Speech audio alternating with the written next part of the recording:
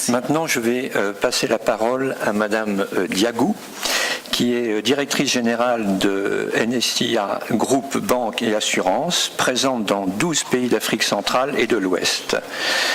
Et votre entreprise fait un chiffre annuel de plus de 200 milliards de francs CFA et est axée à la fois sur la protection dans son volet assurance et sur le financement dans son volet banque. C'est donc un plaisir et un honneur d'accueillir dans ce colloque une femme entrepreneur avec un si haut niveau de responsabilité. Donc nous avons hâte de vous entendre sur votre pratique, votre approche de l'entrepreneuriat féminin et la façon dont il contribue, ce partenariat féminin, à l'émergence économique de l'Afrique. Merci madame, vous avez la parole. Merci. Je vais essayer d'être moins solennel que mes prédécesseurs. Je ne suis pas très habituée au discours, plutôt à être dans l'opérationnel. Donc, merci à son Excellence, la Première Dame, l'ex-Première Dame, Madame Henriette Konan-Bédié, pour son allocution. Merci à son Excellence, l'ambassadeur de la République de Côte d'Ivoire, pour sa présence ici. Madame Pascale Fressos, merci de m'avoir invité. Désiré, grand merci. Distingués invités, chers amis des médias. Aujourd'hui, comme l'a souligné Madame Bédié, c'est le 8 mars 2017 et c'est la Journée internationale de la femme. Et comme chaque année, cette cérémonie est organisée en l'honneur de la femme à travers le monde entier. Aujourd'hui, je me sens très honorée de participer à celle du réseau Africa Femmes Initiative Positive, l'AFIP, dont je suis la marraine d'Afrique, et qui a décidé d'organiser ce jour à l'ONU la plateforme par excellence des plaidoyers. La thématique onusienne de la célébration de cette année est la femme dans un monde du travail en évolution et une planète 50-50 à horizon 2030. C'est l'occasion pour nous de partager notre expérience et d'encourager les femmes à progresser et à prendre leur destinée en main, car personne ne le fera à notre place. Le thème spécifique sur lequel il m'a été demandé de me prononcer est le suivant: du leadership féminin à l'émergence économique en Afrique. Je prendrai ce thème-là à l'envers et je vais commencer par une définition. Excusez-moi si je suis un peu comme les profs. Ma mère est prof, donc j'ai hérité de ça d'elle. Donc, qu'est-ce que l'émergence, comment est-ce que j'entends l'émergence économique? Parce que c'est un mot qui est très à la mode, c'est galvaudé par-ci et là, et surtout par les politiques. L'émergence économique dans l'environnement que je connais le mieux, c'est celui du secteur privé. Il se traduit par le développement et la croissance rentable des entreprises qui doivent être gérées avec rigueur, ainsi qu'une vision à long terme, sans oublier l'impact social et sociétal qui doit être significatif du fait de la présence de cette entreprise dans un environnement. La richesse sera ainsi redistribuée et la création d'emplois sera plus soutenue. Ainsi, l'émergence n'a de sens que si elle apporte des changements dans le bien-être des populations et des changements dans les mœurs et les usages au quotidien. Pour cela, l'Afrique a besoin de développer son tissu économique par la croissance des entreprises, faciliter l'accès au financement, favoriser l'exportation du savoir-faire des entreprises locales au niveau panafricain, c'est-à-dire créer des champions sous-régionaux, renforcer l'éducation des jeunes en vue d'améliorer leur employabilité. Et pour nous, malgré les difficultés que nous connaissons en Afrique, nous avons des raisons de croire en son potentiel. Parce que l'Afrique dispose de ressources abondantes. Elle détient par exemple 60% des terres arables dans le monde entier et réalise une part importante des exportations de pétrole et de gaz dans la planète. Et elle regorge encore de ressources naturelles non encore exploitées. L'Afrique dispose d'énormes potentiels au niveau de la technologie. Je crois que l'Internet, le téléphone portable et la digitalisation progressent plus rapidement en Afrique que partout dans le monde et transforment considérablement des secteurs importants comme ceux de la banque, de l'assurance, de la santé et de la distribution, ainsi que celui de l'éducation. L'Afrique a une vitalité démographique grâce aux femmes et une urbanisation qui s'accroît au fil des années. Et face à ces potentialités qu'offre notre continent, nous avons conscience qu'il existe certains freins spécifiques auxquels nous ne pourrions trouver des solutions, comme la levée des barrières douanières et commerciales et la libre circulation des biens et des marchandises et des personnes. Alors, quel est le rôle de la femme africaine et quel rôle pourrait-elle jouer dans cet ensemble? En d'autres termes, comment la femme africaine pourrait contribuer à l'émergence économique en Afrique? Pour reprendre une citation de Ban Ki-moon, ex-secrétaire général des Nations Unies, qui disait « Les pays dans lesquels les femmes sont traitées sur un pied d'égalité avec les hommes jouissent d'une meilleure croissance économique. Les entreprises qui comptent les femmes parmi les dirigeantes affichent de meilleurs résultats. Les accords de paix qui font intervenir les femmes s'avèrent viables à plus long terme. Les parlements où siègent les femmes adoptent davantage de lois portant sur des questions sociales fondamentales comme la santé, l'éducation, la non-discrimination et les allocations familiales. Il ne fait donc pas d'ombre de doute que l'égalité entre les hommes et les femmes est un avantage pour tous.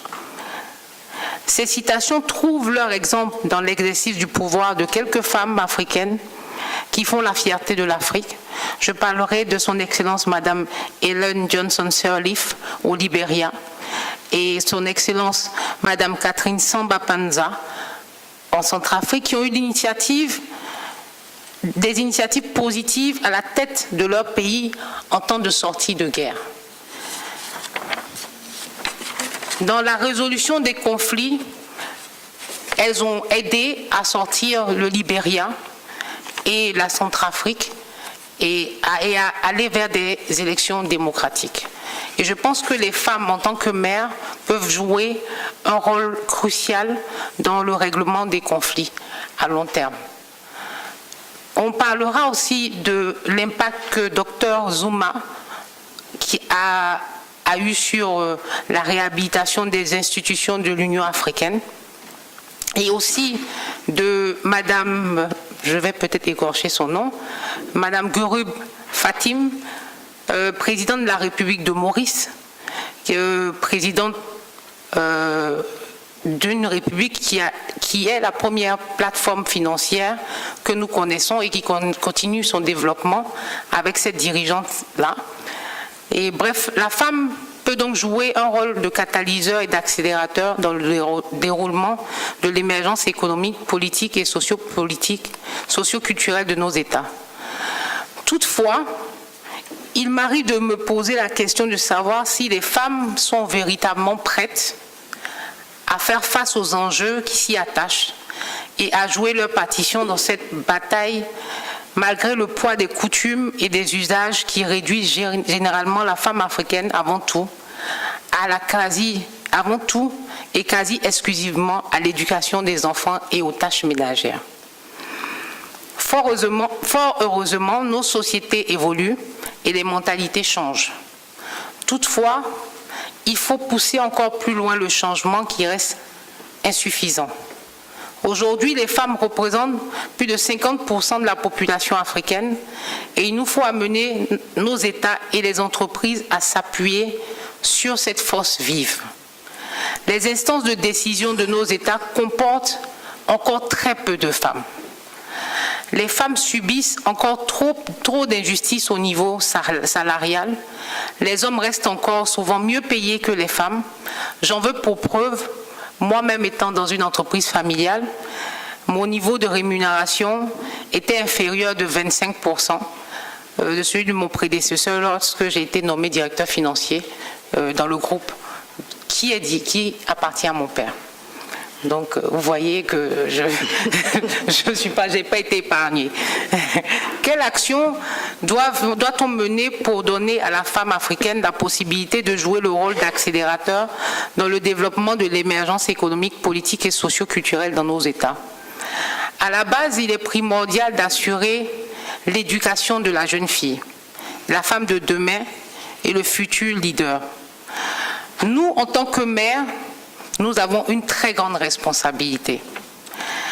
La responsabilité d'inculquer à nos enfants l'égalité des sexes afin que cela devienne une réalité concrète dans l'Afrique de demain.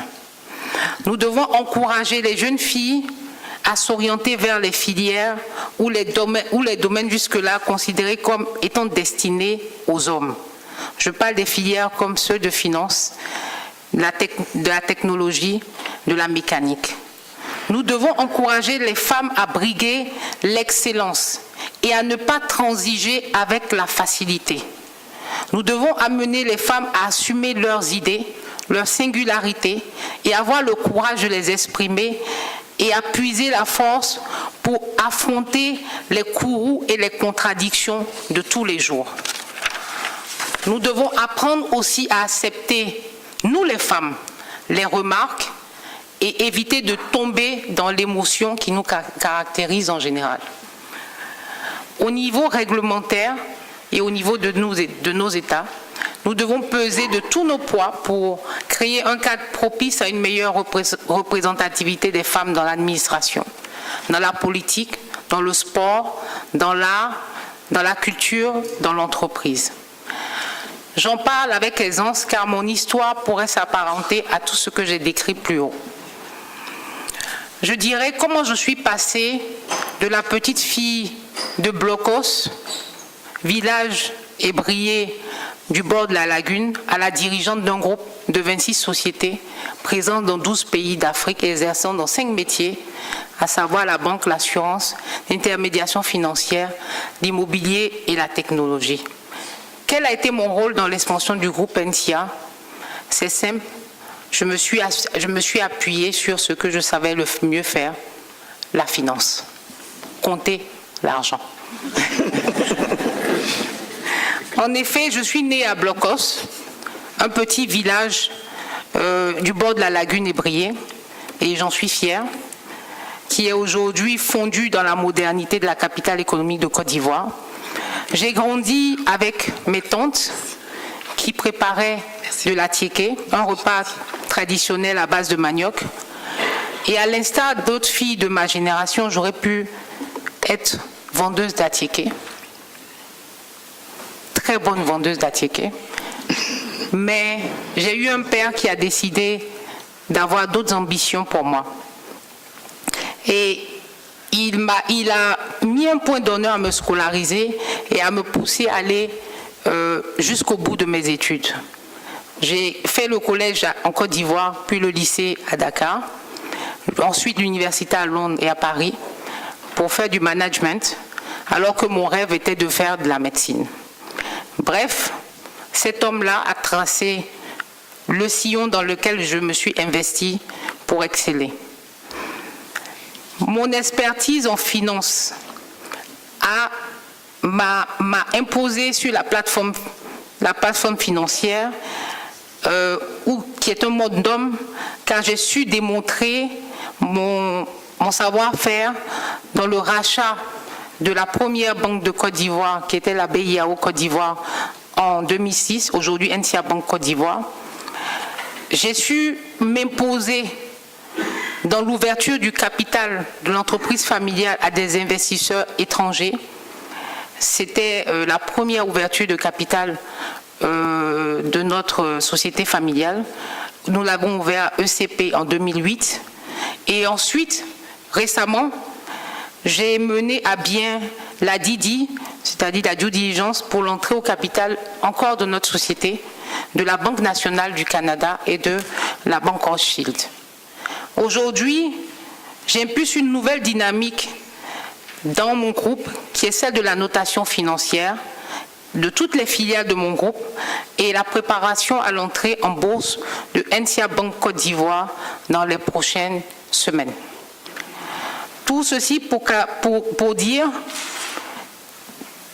on pourrait se demander quelle est ma contribution à l'éclosion de la femme africaine dans mon environnement. Je peux affirmer avec beaucoup de fierté que dans le groupe NCIA, qui est un assez bon élève eu égard aux objectifs numéro 5 du développement durable de l'Organisation des Nations Unies qui traite de l'égalité de la femme. Nous comptons 2048 employés, dont 44% sont des femmes, 33% des cadres sont de sexe féminin et 30% des mandataires sociaux, directeurs généraux et directeurs généraux adjoints sont des femmes. Moi-même, mon CODIR, c'est-à-dire mon comité de direction, est composé de 9 directeurs, dont 6 femmes.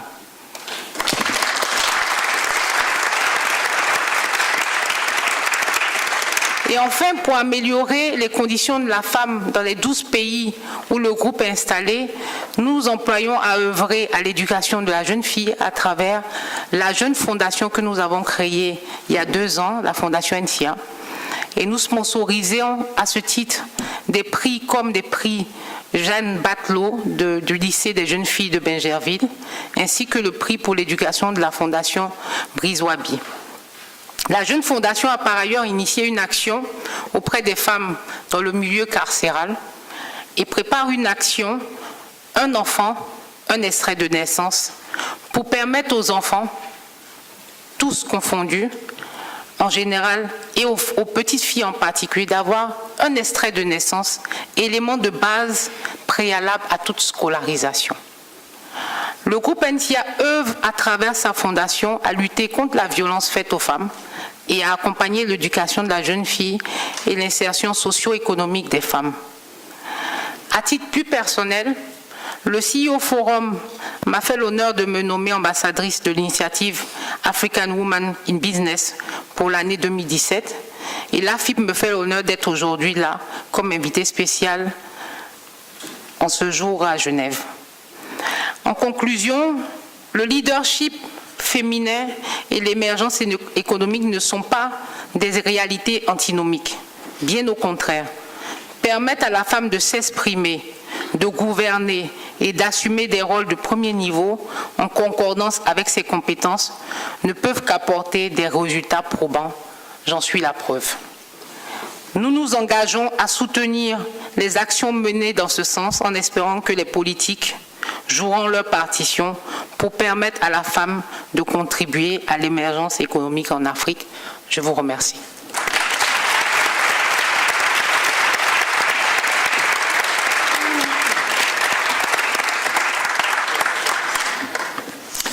Merci beaucoup, Madame Diagou, pour nous avoir éclairé à la fois en donnant mettant en valeur cette valeur, ces potentialités qu'a l'Afrique. Et je trouve qu'on n'assiste pas trop, il y a de l'afro-pessimisme ambiant, notamment sur notre continent européen, et vous avez tout à fait raison, et que dans ces potentialités, les femmes jouent un rôle éminent. Et puis c'était très éclairant aussi de voir votre itinéraire et les résultats auxquels vous êtes aboutis, et puis cette fondation, et notamment qui finance des projets de lutte contre la violence contre les femmes, et c'est précisément le thème que nous allons maintenant aborder, ou un des thèmes, avec l'intervention de Marianne Sébastien.